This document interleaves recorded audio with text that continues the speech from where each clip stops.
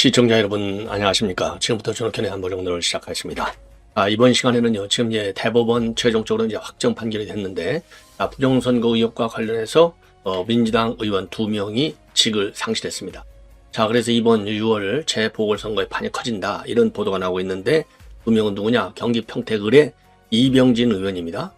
그 다음에 군산의 신영대 의원입니다.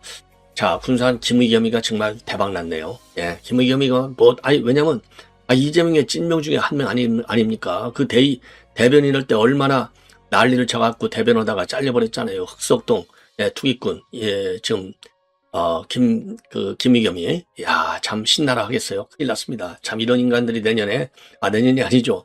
6월 재보궐선에서 만약 군산은요, 민주당 공천만 받으면, 이건 뭐 무조건 공천 이꼴 당선이거든요.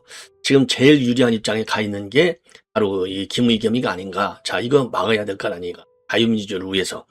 자, 그래서 이런 말씀을 먼저 드리고, 이제 한마디로 얘기해서 지금 대법원에까지 상고를 했지만은 전부 기각을 당했어요.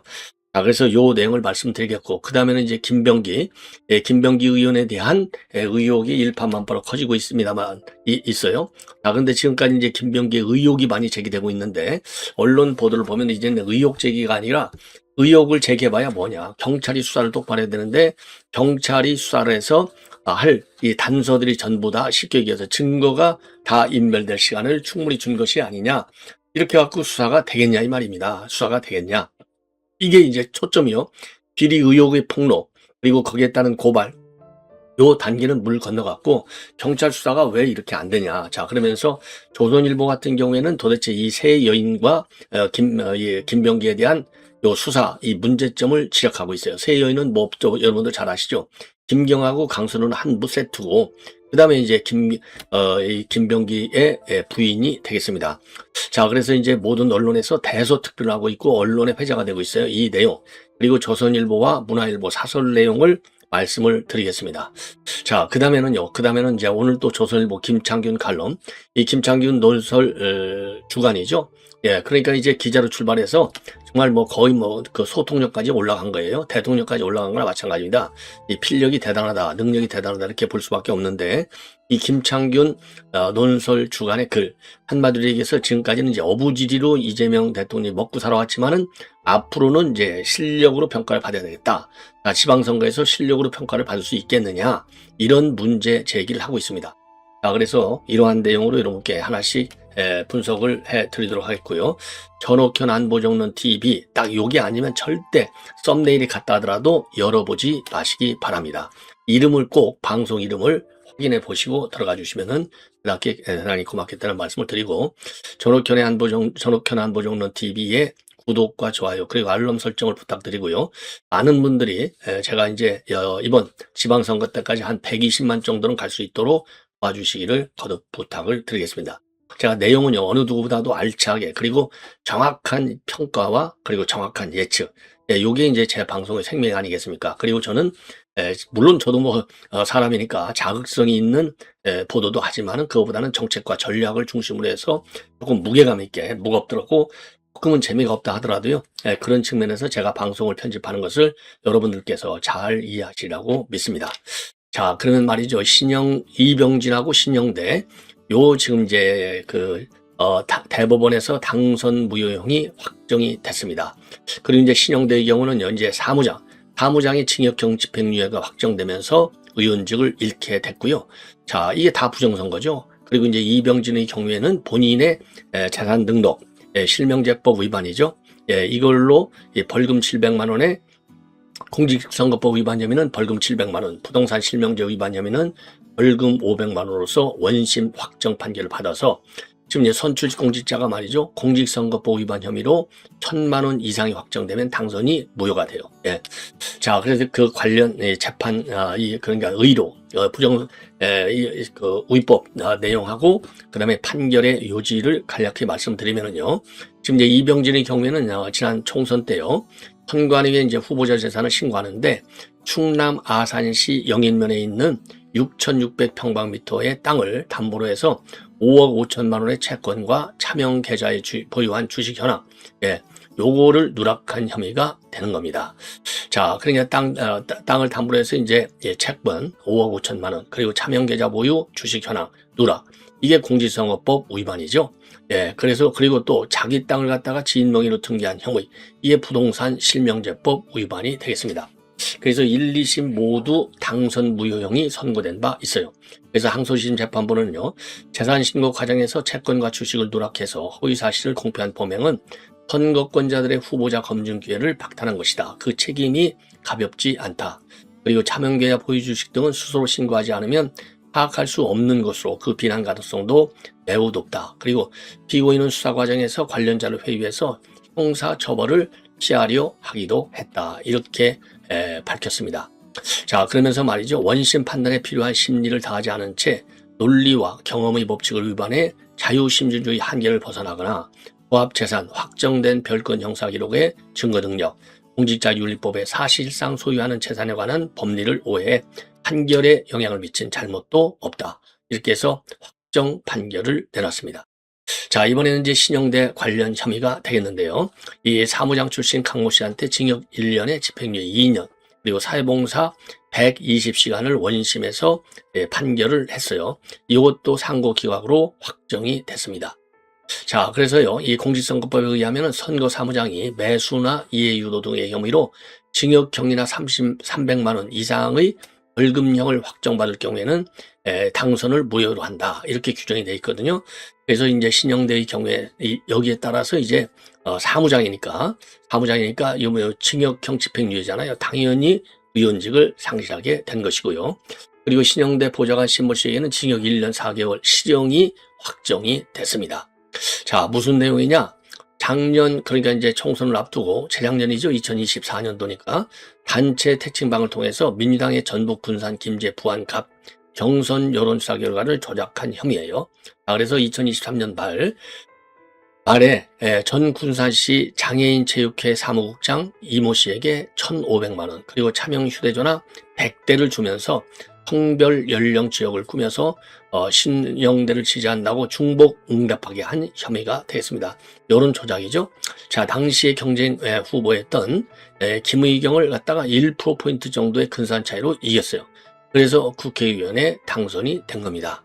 자, 그래서 1심에서는요, 이 사무장한테 징역형 집행유예를 선고하면서 지역구 특성상 당내 경선이 중요한 데다 후보 간 격차가 크지 않아서 강씨 행위가 선거에 미친 영향이 작지 않았을 것이다. 그리고 항소심도 말이죠. 범행이 조직적이고 계획적으로 이루어졌고 선거의 공정성을 해치는 정도가 매우 중대하다. 항소를 기각했고 대법원도 이에 앞 판결과 마찬가지로 원심 판결의 법리를 오해한 잘못이 없다. 그래서 당선 무효가 끝났습니다. 자, 이번에는 이 김병기 관련 뉴스가 이제 폭증하고 있는데 지금 핵심은 말이죠. 그 경찰의 수사가 늦어지면서 말이죠. 골든타임을 잃어가고 있다. 이게 이제 의도적으로 늦추는 것이 아니냐, 이런 의혹이 제기되는 겁니다. 그 사이에 증거가 인멸된다. 어떻게? 핸드폰을 바꿔버리거나 또는 제일 큰 게 이제 핸드폰 교체가 되겠죠.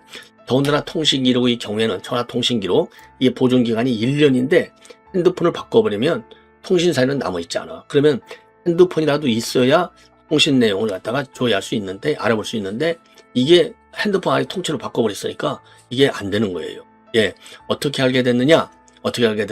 예를 들어서 지금 핸드폰을 바꿔버리면은, 이게 요즘은 텔레그램이라든가 이런 카톡이라든가 다른 이런 이 메신저, 요게 새로 뜨잖아요. 새로 가입했다고 탁탁 더 올라오잖아요. 그런 게 핸드폰 교체했다는 신호, 증거가 되는 겁니다. 예. 자, 그리고 또 이 김병기의 경우에도 또 이 보좌관 신고했던 이 보좌관의 또 핸드폰도 바꿨다는 거예요. 그러니까 이거 경찰 수사가 늦어지니까. 자, 근데 여기에 대해서 경찰 측에서는 그거 좀 시간이 걸려. 물론 시간 걸리겠죠. 시간은 안 걸리는 게 어디가 있겠습니까? 경찰 말이 틀린 건 아니에요. 예. 경찰은 아무리 열심히 해도 이게 절차가 있으니까 늦어지는 거는 또 피할 수 없어. 자, 그래서 이제 경찰도 억울한 측면이 있겠지만 그러려면은 이미 제기됐던 의혹들, 예를 들어서 차남 의혹, 이거 동작서에다가 오래전에 작년 여름인가요? 언제 고발됐는데 이게 수사가 잘 안 됐다는 거 아니에요? 그리고 무혐 혐의가 없다 이렇게 뭐 결론이 났다고 하는데 이거 별로 그러니까 이제 신뢰성이 별로 없다 이렇게 알려지고 있고 거기에 대한 의혹도 나오고 있어요. 윤핵관의 핵심 뭐죠? 경찰 출신이 김병기의 요청으로 관할 서장에게 부탁을 했다. 뭐 이런 의혹도 나오고 있는데 당연히 담당 서장들은 무슨 소리야? 전혀 그런 사실이 없다라고 부인하고 있고 또 이 의혹을 제기한 측에서는 그런 사실이 있다라고 주장을 하고 있고 말이죠. 그래서 통신 기록 같은 것도 없어지고 또 뭐 서초구청 어디 거기에서 만났어 뭐 카페에서 만났다 오는데 그 CCTV 그거 뭐 두세 달밖에 안 가잖아요. 이 CCTV가 증거가 남아 있겠어요? 이 없는 것이죠. 그래서 경찰이 결국은 시간을 벌어져 가지고 김병기 수사가 제대로 이제 해봐야 알맹이가 안 나오는 아예 물증이 없는데 그렇잖아요. 자 이런 의혹이 확산되면서 이제 경찰이 뭐 억울한 측면도 물론 있겠지만은 비난이 경찰 쪽으로 돌아가고 있는 그런 상황이 되겠습니다. 자 그래서 말이죠 제기되고 있는 의혹들이 워낙 많아가지고 지금 조선일보와 중앙일보가 김병기 의혹을 도표로 정리해 놨어요. 자 이걸 보면 뭐 이게 열 몇 가지예요? 13가지인가요? 13가지 맞네요. 자 그래서 차남 숭실대 편입 관련 의혹, 직권남용과 업무방해, 그리고 이제 지방선거 공천대가 뇌물수수, 그다음에 이제 강선우 뇌물수수 혐의, 의기에 의한 업무방해, 그리고 배우자의 업추비 카드, 뇌물수수 업무상 횡령, 그다음에 사적 유형 관련 증거인멸, 조사, 그다음에 또 여기 수사방해, 청탁금지법 위반, 보좌진 텔레그램 대화 내용의 무단 탈취 의혹, 이건 정보통신망법, 그다음에 장남 국정원 직원인데 외교첩보 누설 의혹, 국정원법, 며느리 및 손자의 공항의전 특혜 요구, 뇌물수수, 청탁금지법, 항공사 호텔 숙박권 수수 의혹도 청탁금지법과 뇌물수수, 그 다음에 쿠팡 대표하고 오찬한 것은 청탁금지법 위반, 그리고 배우자와 장남 병원 진료 특혜 의혹은 직권남용과 업무방해, 전직 동작구의원의 탄원서 무마 의혹도 직권남용과 업무방해, 무려 13개가 되는 겁니다. 그리고 요거는요, 조선일보가 정리해놓은 그 의혹, 주요 의혹입니다. 김경 1억, 그렇죠? 강선우 1억은 수사 사실을 듣고서 묵인한 거. 그 다음에 김병기 구의원 2명에게 공천원금 수천만 원을 요구한 거. 차남 숭실대 편입 특혜. 그리고 부인의 경우에는 부의장 법과 사적 유형 의혹. 그래서 요 김병기와 요 3명의 여인, 요 의혹이 너무 크다 이거죠. 이게 왜 수사가 제대로 안 되고 있느냐? 여기에 대한 비판이 이제는 커지고 있는 상황. 의혹을 제기하고 여기에 대한 고발 중심했다면 지금까지는요. 지금부터 나오는 것은 그게 아니고 이거 도대체 수사가 왜 안 되는 거지? 여기에 대한 의혹과 비판하는 쪽으로 포인트가 달라지고 있다. 이런 말씀을 드립니다. 자, 그래서 이 김병기 의혹 경찰 수사 내용도 김병기 손에 무도한 권력이다. 이게 이제 오늘 조선일보 사설이 되겠습니다. 자, 이 사설 내용이 말이죠. 자, 이거는 좀 중요합니다. 자, 그래서 지금 이제 김병기 부인의 법과 유용 의혹과 관련해서 2024년 이 사건을 수사하던 동작경찰서의 내사 자료를 건네받았다는 주장이 제기되고 있어요. 전직 보좌관이 작년 11월 이 김 의원 관련 다른 사건을 수사하던 동작경찰서에 참고인으로 나와서 이런 주장을 했다는 것입니다. 수사 기밀이 피의자에게 유출됐다면 관련자들이 형사처벌될 수도 있는 심각한 일인데 경찰은 2달간 사실관계도 파악하지 않았다고 합니다. 이 사건과 관련해서 김 의원이 경찰 출신 의원에게서 부탁해 경찰서장에게 사건 무마 청탁 전환했고 김 의원이 직접 경찰서장과 통화했다는 의혹도 제기됐다. 김 의원은 부인하지만 전직 보좌진들은 당시 상황을 구체적으로 진술했다.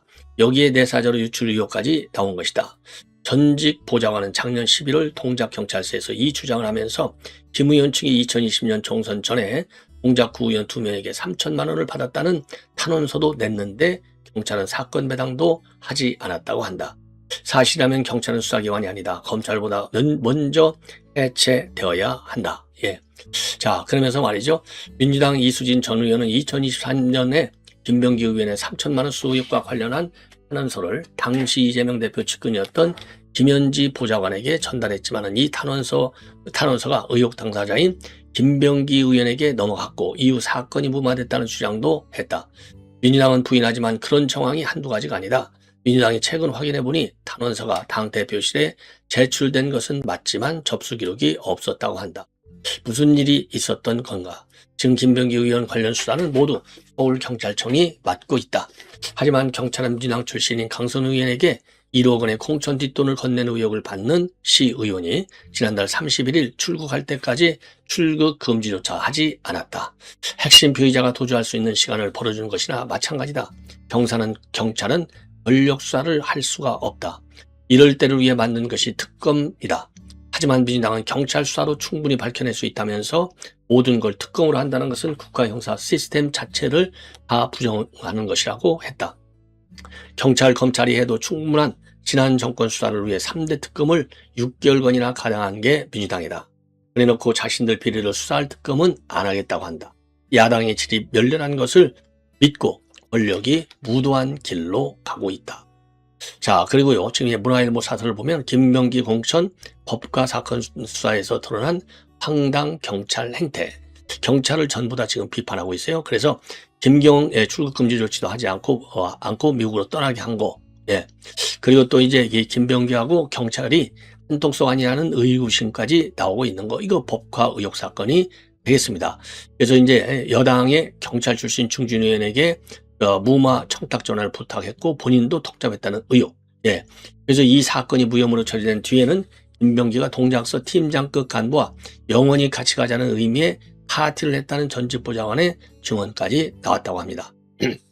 그래서 경찰서 팀장이 김병기에게 진술 조언됐다는 주장도 나오는 거예요. 당시 경찰은 법과를 사용한 식당과 CCTV 조사도 하지 않고 무혐의로 처리했다는 정황도 있다는 겁니다. 그래서 작년 11월에 김병기의 전직 보좌관이 동작구 의원들이 공천을 받기 위해 김병기 부인에게 돈을 줬다가 되돌려봤다는 취지의 진술서를 전했지만 경찰은 아무런 수사 움직임을 보이지 않았다고 합니다. 검찰이 이랬다면 여당은 즉각 특검을 주장했을 것이다. 경찰이 혐의자와 통화하고 술자리를 가진 것 자체만으로도 감찰 징계 수사 대상이 된다. 김병기가 검찰 폐지법안 통과에 앞장섰던 것과 겹치면서 검찰 해체 뒤에 닥칠 형사사법 시스템의 붕괴와 하락이 더 걱정이 된다. 자, 이게 참 심각한 문제네요. 예. 그리고 말이죠. 그리고 또 지금 이 김병기 이 법과 의혹과 관련해 가지고 법과 의혹과 관련해서 여러분께 좀 전직 장성이 좀 장성들 지금 이 분위기가 상당히 좀 경황되어 있다. 이런 내용이 지금 제기되고 있어요. 그래서 지금 어떤 분위기인지 한번 이 분위기를 알 수 있는 요 글을 여러분께 올려드리겠습니다. 대한민국은 법인카드 소란으로 국민이 듣기 민망하다. 공직자의 법인카드 제도 자체를 전면 검토해야 된다. 이런 특혜가 없을 때 우리는 공직생활을 했다. 업무 수행에 아무런 지장도 없었다. 국회의원, 지방의원들에게 법인카드가 왜 필요한가? 정부 기관의 법인인가? 제도 자체를 도입한 것 자체가 탐욕스럽고 뻔뻔하다. 풀뿌리 민주주의라는 가면으로 지자체 제도를 도입할 때 국민들에게 어떻게 약속했나? 월급제도 아니고 회기 내에만 거마비를 주는 제도라고 하지 않았나? 지자체 의회가 하는 일이 무엇인가? 했더니 국회의원 수발드는 역할인가? 국회의원들은 그 많은 비서도 모자란단 말인가? 하는 일도 없는 국회가, 이게 간단 명료하면서 내용 자체가 간단 명료하지만 이 법과 제도의 문제점을 근본적으로 제기하고 있고요. 이게 이제 국회의원들의 그 각종 특혜와도 직접 연계되는 것이죠. 지금 보좌관들이 말이죠. 국회의원 1인당 보좌관이 최고 9명인가까지 둘 수 있을 거예요. 9명. 자, 그래서 보좌관한테 1년에 국회의원한테 들어가는 게 한 1억 6, 7천만 원의 봉급. 이게 수당 이런 거 다 빼고 말이죠. 그 다음에 보좌관 9명이 들어가니까 이게 거의 한 5억. 그래서 국회의원 하나를 1년 챙기는데 6, 7억이 들어간다는 건 아니겠습니까? 이거 어마어마한 것이죠. 자, 그래서 이게 문제가 굉장히 심각하다는 겁니다. 자, 그래서 이게 정말 이 근본적인 이 법과 제도, 그리고 정말 이 지방자치제도, 기초자치 제도의 계속적인 운영 여부, 이런 것들을 지금 제대로 아주 전면 재검토해야 될 것이 아닌가, 이런 판단이 듭니다. 자, 그리고 지금 조선일보가 방금 단독 보도로 낸 건데요. 지금 시민들이 말이죠. 윤석열 대통령에 대한 자택 감유 신청을 했습니다. 계엄 의자를 내라. 그런데 이것이 법원에서 기각이 됐습니다. 자, 그래서 이거는요, 시민들이 도초 아크로비스타 아파트에 대해서 가압류 신청을 했는데 기각했습니다.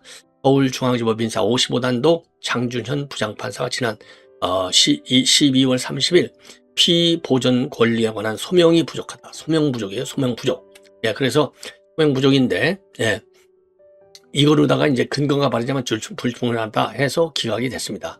작년 8월에 말이죠. 김경호 변호사는 시민 12,225명을 대리해서 서울중앙지법에 윤 대통령과 김 여사를 상대로 1인당 10만 원씩 총 12억 원 규모의 위자료 청구 소송을 제기했습니다. 그래서 이들의 자택에 대한 가압류도 신청을 했어요. 그때. 왜냐하면 가압류를 해갖고 이게 이 돈을 확보해 위자료 줄 거 아니에요. 그래서 이 김경호 변호사가 시민 측 소송 대리인데 소명 자료를 통해서 뭐라고 했냐면 이 사건 불법 행위는 국가 안보를 위한 통치 행위가 아니라 임박한 사법적 정치적 붕괴로부터 채무자들 부부의 개인적인 법적 지위를 보호하려던 최후의 절박한 시도였으며 본질적으로 사법방해를 목적으로 한 헌법 위반 행위다. 향후 손해배상 소송 판결이 확정됐을 때 채권자들이 신속하게 손해를 배상받을 수 있는 최소한의 법적 장치를 마련하고자 한다. 그래서 가압류를 신청을 한 바 있습니다. 이게 이제 작년 8월에 최초로 신청을 했네요. 자, 그런데 지난 연말에 지금 이제 이 패배 이 판결을 내렸다 이렇게 되어 있습니다. 자, 그래서 정말 이건 무리한 소제기가 결국 법원에 의해서 철퇴를 맞은 게 아닌가, 이렇게 판단이 됩니다. 시청자 여러분, 이렇게 해서 본 방송을 마치도록 하겠습니다. 대단히 고맙습니다.